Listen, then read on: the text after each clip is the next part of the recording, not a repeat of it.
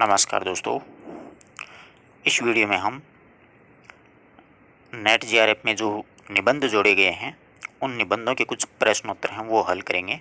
अपन ने नाटकों के कर लिए थे, अब निबंधों के। तो देखिए, आज का अपना पहला प्रश्न है सुमेलित। तो सुमेलित वाले प्रश्न 5 या 7 आएंगे, ध्यान रखना इस बात का। तो अपने को निबंध को सुमेलित करना है कि कौन सा निबंध किस लेखक का है। तो शिवमूर्ति, मजदूरी और प्रेम, उत्तर फाल्गुनी के आसपास, संस्कृति और सौंदर्य।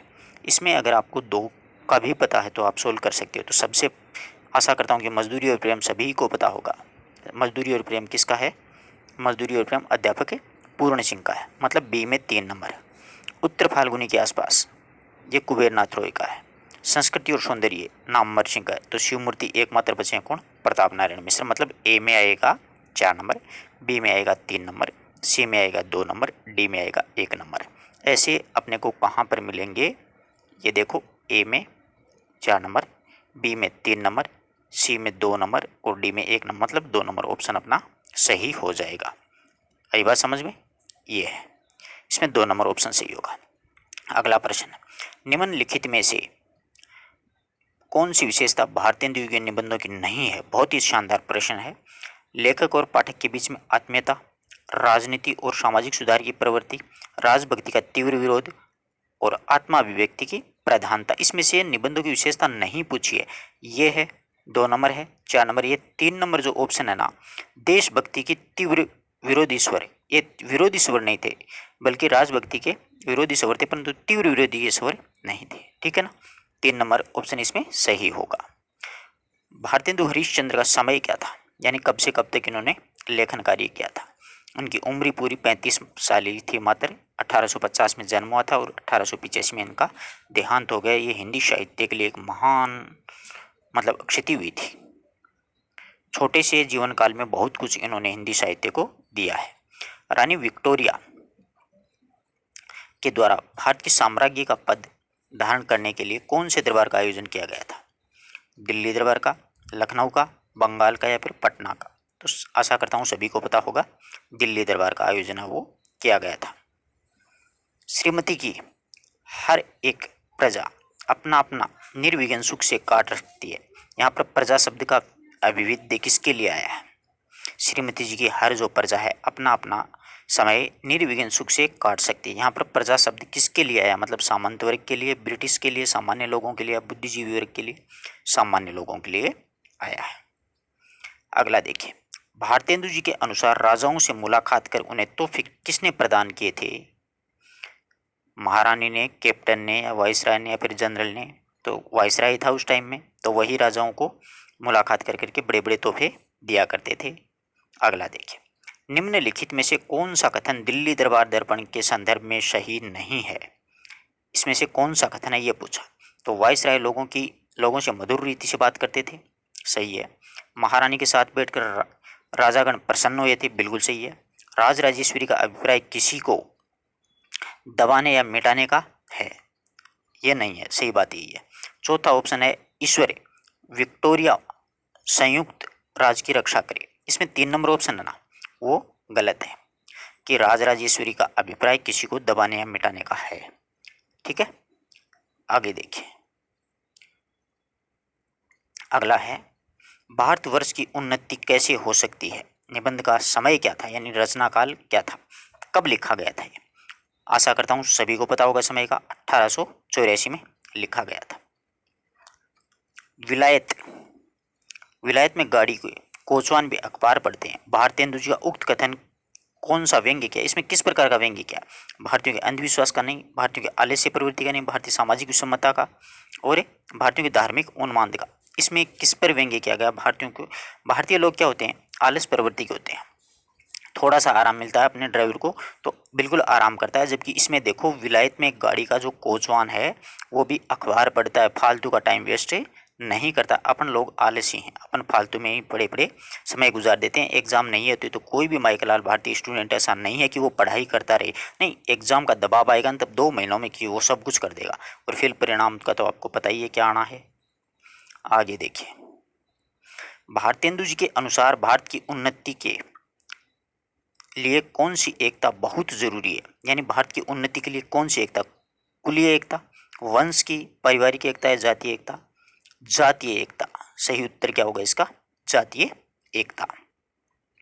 भाइयों, राजा महाराजाओं का मुंह मत देखो, मत ये आशा रखो कि पंडित जी कथा में कोई ऐसा उपाय बतलाएंगे कि देश का रुपया और बुद्धि बढ़े। उक्त कथन का संबंध वो किस निबंधकार से है?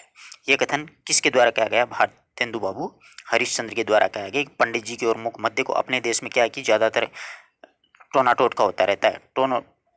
इन टोटकों से नौकरी नहीं लगती है, मेहनत करने से लगती है। अगला देखिए, अंग्रेजों के राज्य में सब प्रकार का सामान पाकर के, अवसर पाकर भी हम लोग जो समय उन्नति न करे तो हमारे केवल अभाग्य और परमेश्वर का कोप है।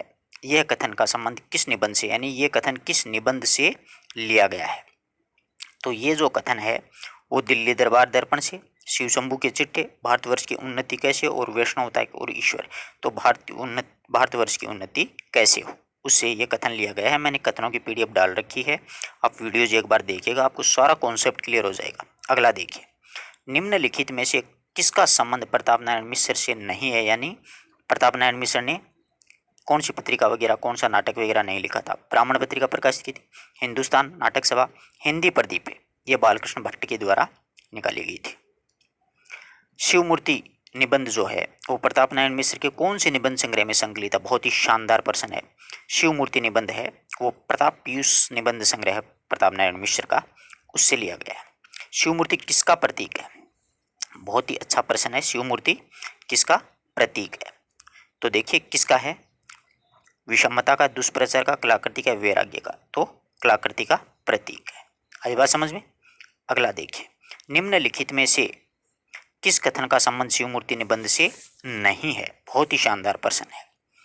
तो देखिए पहला कथन है, भूतनाथ सब प्रकार के एकत्य, अप्रकृत्य तथा अचिंत्य है।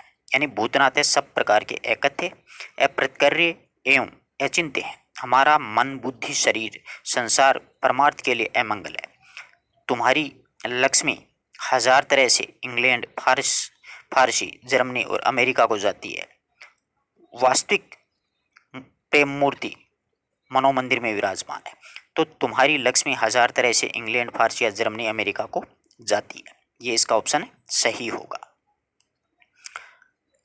वास्तव में विष्णु अर्थात व्यापक और शिव अर्थात कल्याणमय, यह दोनों एक ही प्रेम स्वरूप के नाम हैं, पर उनका वर्णन पूर्णतः असंभव है। उक्त कथन का संबंध किस निबंधकार से लिया गया?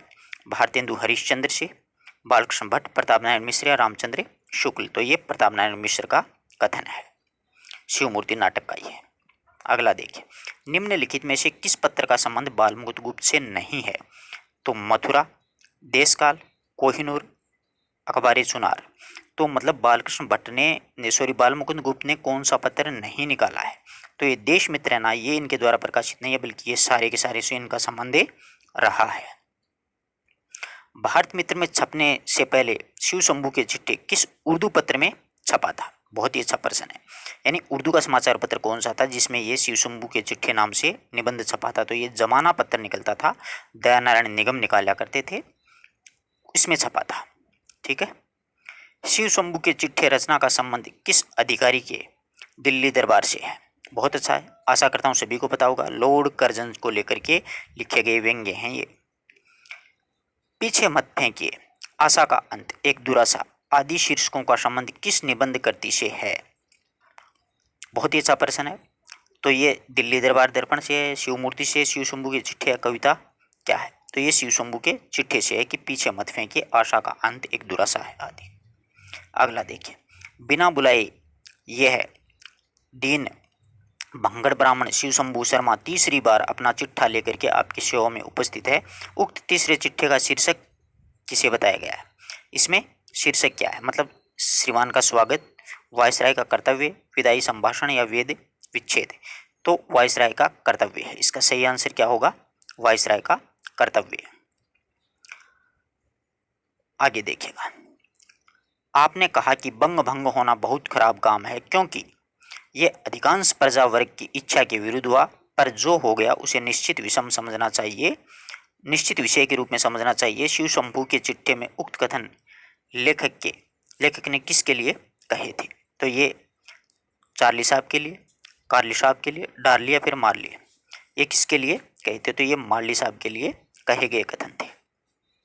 अगला देखिए, निम्नलिखित में से कविता क्या है, निबंध का संबंध किससे है, यानी किस प्रकार का निबंध है, इस प्रकार के प्रश्न पूछे जाएंगे। तो ये सैद्धांतिक समीक्षा है, या फिर व्यवहारिक है, या फिर भौतिकवाद है, या मनोविकार है। तो ये सैद्धांतिक निबंध है। आचार्य शुक्ल का कविता क्या है? निबंध कविता क्या है? सर्वप्रथम सरस्वती पत्रिका में कब प्रकाशित हुआ था, मतलब प्रकाशन वर्ष पूछा है, तो 1909 में प्रकाशित हुआ था। अगला देखिए, आचार्य शुक्ल के अनुसार कविता के प्राण क्या होते हैं? बहुत ही अच्छा प्रश्न है। रस होता है, रीति होती है, अलंकार होता है, वक्रोक्ति। रीति काल में जाएंगे तो ज्यादातर अलंकार में फंसे रह जाओगे, परंतु अलंकार का जो, कविता का जो प्राण होता है ना, वो रस होता है। सही जवाब इसका क्या होगा? रस होगा। ध्यान रखा, काव्य का प्राण रस ही होता है, काव्य का मतलब ही कविता होता है।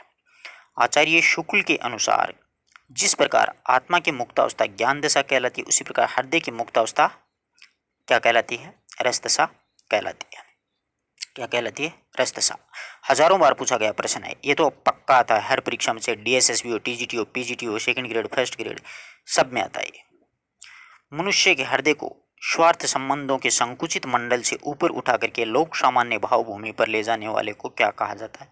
ये कौन है, मतलब ले जाने वाले? लेखक हैं, पाठक हैं, कविता या कहानी? तो ये कविता है कि मनुष्य के हृदय को स्वार्थ संबंधों से संकुचित मंडल के ऊपर उठाकर लोक सामान्य भाव भूमि पर ले जाने वाली कविता है। अगला देखिए, आचार्य शुक्ल के अनुसार कल्पना दो प्रकार की होती है। वो कल्पना के दो भेद पूछे, इसमें कौन कौन सी होती है? विधायक या भावुक, भावुक और ग्राहक, विधायक या ग्राहक, फिर भावुक और ग्राहक, तो विधायक और ग्राहक होती है। ध्यान रखिए, कविता के दो प्रकार होते हैं, विधायक और ग्राहक। निम्नलिखित में से किस वाक्य का संबंध कविता क्या है निबंध से नहीं है? इसमें नहीं पूछा है। सौंदर्य बाहर की कोई वस्तु नहीं है, मन के भीतर की वस्तु है, बिल्कुल करेक्ट है। सौंदर्य मनुष्य के हृदय में उत्पन्न होता है।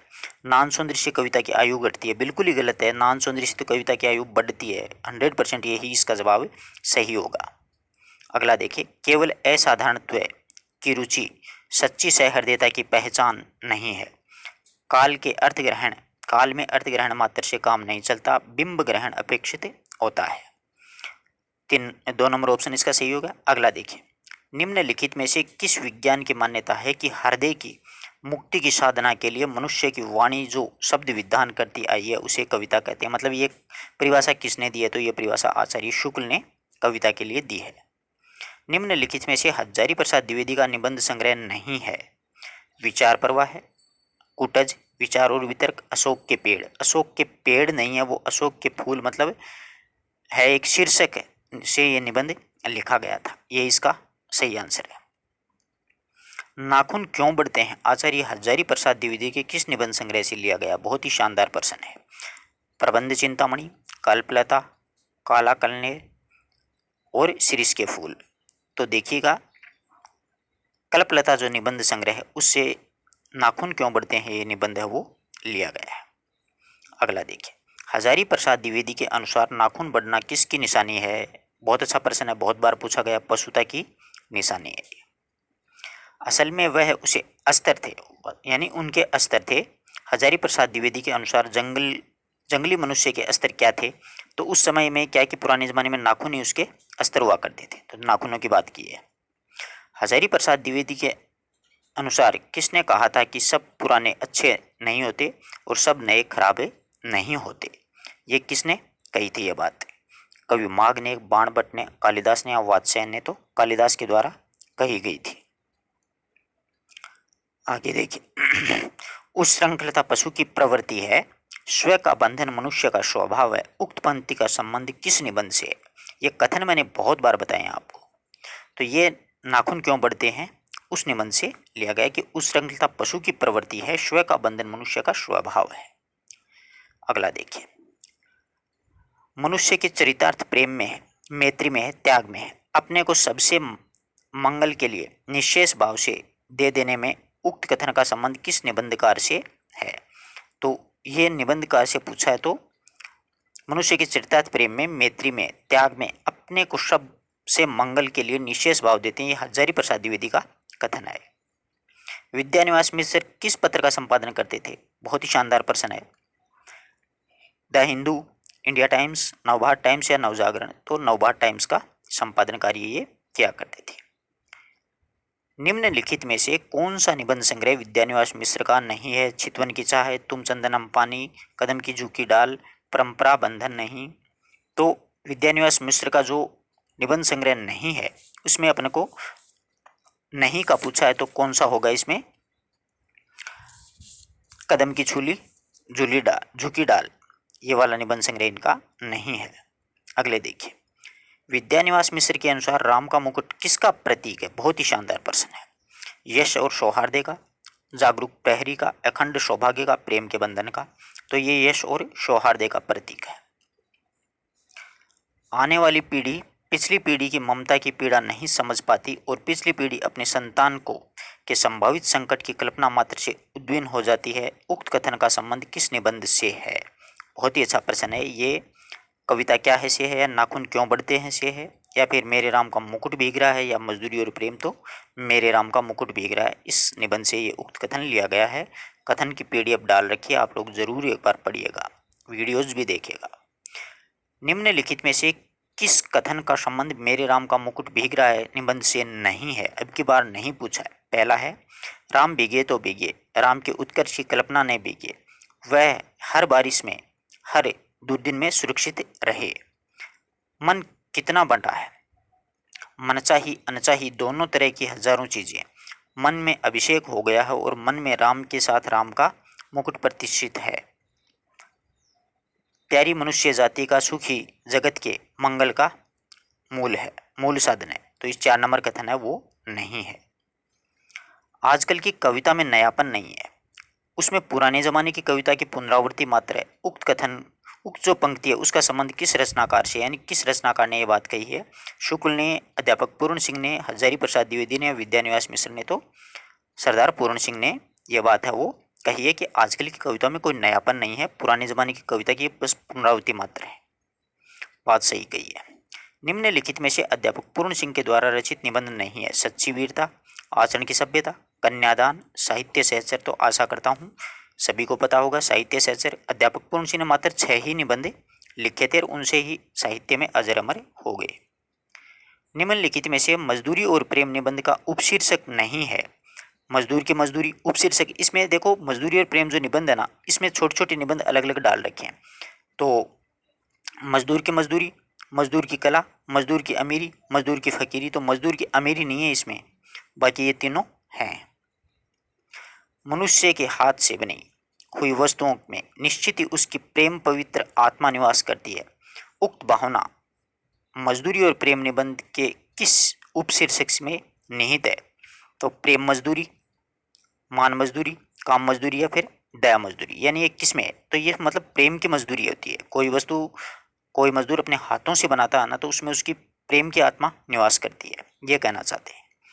हल चलाने वाले और भेड़ चराने वाले प्राय स्वभाव से साधु होते हैं। उक्त कथन का संबंध किस निबंध से है? तो ये कविता क्या है? उठ जाग मुसाफिर, मतलब मजदूरी और प्रेम से ही है ये। ठीक है। अध्यापक पूर्ण सिंह के अनुसार मजदूरी का ऋण किससे चुकता है? मतलब अन्न से, धन से, यश से, या फिर प्रेम से? तो ये जो कहना चाहते हैं वो प्रेम से ही मजदूरी का ऋण वो चुकता किया जा सकता है। मजदूरी करने से हृदय पवित्र होता है, संकल्प दिव्य लोकांतर में विस्तृत हैं। उक्त कथन का संबंध किस निबंधकार से है?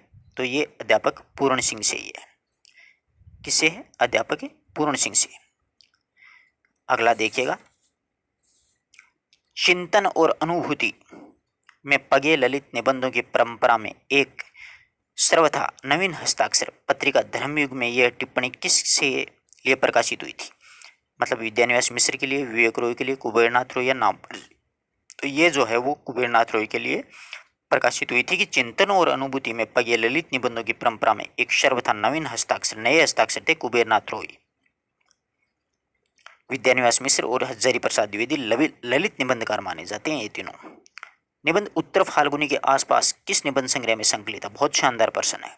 तो ये विषाद योग, मैंने आपको बताया था, वीडियो में पढ़ाया था तब, विषाद योग निबंध संग्रह है, उसमें उत्तर फाल्गुनी के आसपास निबंध है वो लिया गया है। निबंध उत्तर फाल्गुनी के आसपास लेखक ने किस ऋतु का वर्णन किया? बहुत ही शानदार प्रश्न है।